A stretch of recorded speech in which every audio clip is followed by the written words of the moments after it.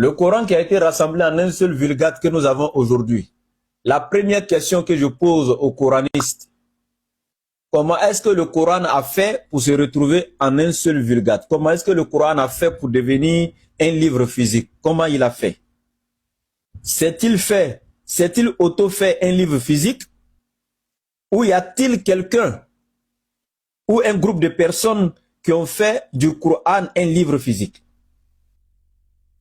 Parce qu'Allah il dit dans le Coran, Surat Al-An'am, la Surat 6, verset 7, وَلَوْ نَزَّلْنَا عَلَيْكَ كِتَابًا فِي قِرْطَاسٍ فَلَمَسُوهُ بِأَيْدِيهِمْ لَقَالَ الَّذِينَ كَفَرُوا إِنْ هَذَا إِلَّا سِحْرٌ مُبِينٌ. صدق الله العظيم. Allah dit, même si nous avions fait descendre sur toi, Muhammad, alayhi salatu wassalam, un livre écrit sur des parchemins, c'est-à-dire un livre physique, Falamasuhu bi aydihim, que les mécréants pouvaient toucher de leurs propres mains. Tu vois, comme je touche comme ça là, un livre physique, que tout le monde pouvait toucher, que les mécréants pouvaient toucher de leurs propres mains. Laqala allazina kafaru, les mécréants auraient dit, in haza ila sihrun mubin. Ce n'est là que de la magie flagrante ou manifeste. Donc ce verset nous montre clairement que le Coran alors n'a pas été révélé étant un livre physique. C'est ce qu'Allah vient de nous enseigner. C'est pourquoi il dit, même si nous l'avions fait descendre en livre physique que les mécréants pouvaient toucher, cela voudrait dire qu'il n'a pas été descendu ainsi. Alors, s'il n'a pas été descendu ainsi, ma première question que je pose aux coranistes, qui a fait de lui un livre physique? Ça fait un. Le nom de cette personne dans le Coran, on a besoin de ça. Parce que le Coran nous a déjà dit qu'Allah n'a pas révélé un livre physique. Logiquement, les coranistes ne doivent pas toucher le Coran physiquement. Ils ne doivent pas toucher le Coran physique. Ils n'ont pas droit à le toucher. Ils doivent se faire mémoriser le Coran les uns les autres. Ils ne doivent pas toucher un livre physique. Parce que dans le Coran, Allah il dit qu'il l'a révélé et il n'était pas physique. Et ils n'ont pas le droit de toucher un Coran physique. Ils n'ont pas le droit. Ce serait une grosse erreur de leur part. Ils doivent suivre ce que le Coran dit et rien d'autre. Donc, comme le Coran dit qu'il n'a pas été révélé physique, eux n'ont pas droit à toucher le Coran physique. Ils doivent le mémoriser les uns les autres jusqu'à la fin du monde. Non, ils n'ont pas droit à toucher un Coran physique. Ça fait un. Très bien. Deuxièmement, j'ai posé une question. Qui l'a rendu en un seul vulgate? Qui? Quel est son nom? Quelle était sa moralité? Est-ce qu'en le faisant, il n'a pas fait quelque chose de louche dedans? Vous n'étiez pas là. Vous ne l'avez pas vu. A-t-il, en le rassemblant en un seul vulgate, retranché quelque chose? A-t-il ajouté quelque chose? Vous n'aurez jamais ces réponses dans le Coran. Celui qui l'a rassemblé en un seul vulgate, sous ordre d'Abou Bakr Siddiq, qui était le deuxième calife, subhanallah, qui était le premier calife, disons, parmi les 4 califes, al-Khulafa al-Rashidoun, c'est Abou Bakr Siddiq, qui a pris la place après le prophète, alayhi salatu wa salam. Abou Bakr Siddiq, sous son ordre, il a demandé à Zayd ibn Thabit, qui n'était pas le seul scribe, mais qui était l'un des meilleurs scribes du prophète, alayhi salatu wa salam, Zayd ibn Thabit. C'est lui qui a été chargé, et lui n'a pas fait le travail seul. Il a fait, ayant été assisté par bien d'autres qui connaissaient le Coran dans son intégralité. Et Zayd ibn Thabit, c'est celui qui a été chargé pour rassembler le Coran en un seul livre physique. Alors les coranistes, connaissez-vous Zayd ibn Thabit?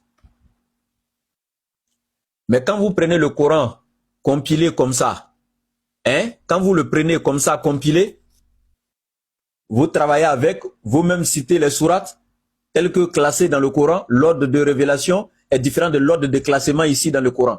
C'est pourquoi dans l'ordre de révélation, la sourate première, logiquement, devait être la sourate 96, sourate al-Alaq. Voilà, il dit, Iqra bismi rabbika allazi khalaqa. Khalaqal insana min alaq. Iqra wa rabbuka al-akram allazi allama bil qalam. Ça, logiquement, ça devait être la première sourate, n'est-ce pas? N'est-ce pas ce qui a été révélé au prophète sur Jabal Nour, dans la grotte de Hira, sur la montagne Jabal Nour, hein, à 4 km de la Mecque au nord-ouest. Oui. Mais pourquoi dans l'ordre de classement dans le Coran, on voit sourate 1, c'est plutôt Al-Fatiha. Et quand les coranistes font des débats ou enseignent, ils citent les numéros des sourates. Sourate 17, verset 34.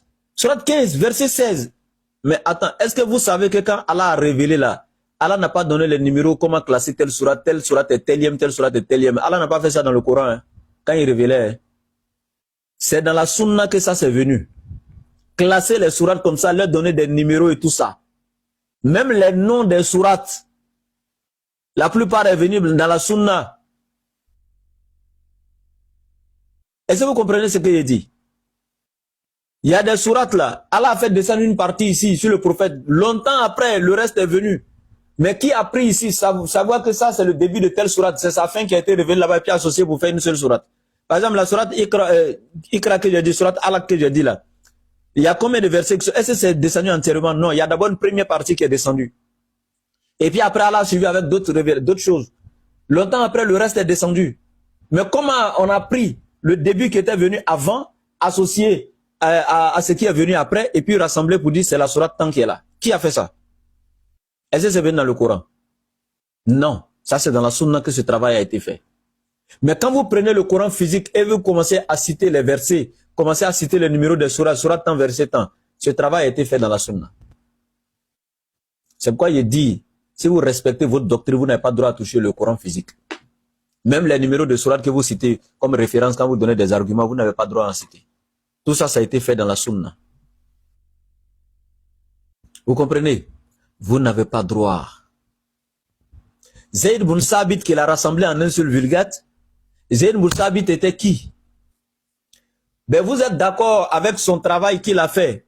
C'est pourquoi vous prenez le Coran physique, vous le lisez, tout. Ben vous êtes d'accord avec le travail que Zayd ibn Sabit a fait. Mais pourquoi vous êtes d'accord avec l'œuvre qu'il a fait en rassemblant le Coran en un seul vulgate, mais vous n'êtes pas d'accord avec lui quand il cite des hadiths? Zayd ibn Sabit, il y a des hadiths le concernant dans la sunna. Mais quand on vous présente ces hadiths, vous dites c'est faux. Mais quand on vous présente son œuvre de rassembler le Coran, vous dites c'est vrai. Hein? Vous acceptez une partie de son œuvre. Là-bas, il a bien fait ce travail, il est juste, il est véridique là-bas. Et vous refusez une autre partie de son œuvre pour dire que ça c'est faux. Vous voyez que vous-même, vous n'êtes pas cohérent, hein, vous? Ok? Bien, alhamdulillah, on continue. Toi, Marco, c'est là où c'est l'eau quoi qui demande que veux-tu dire. Depuis je vois tes commentaires passer là. Ça là, tu peux rien comprendre dans ça. Oh.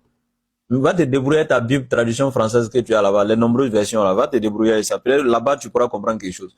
Si là-bas même tu n'as pu rien comprendre, bon, c'est pas ici là tu vas pouvoir comprendre quelque chose. Pardon. Ici on parle avec les gens qui ont un minimum de savoir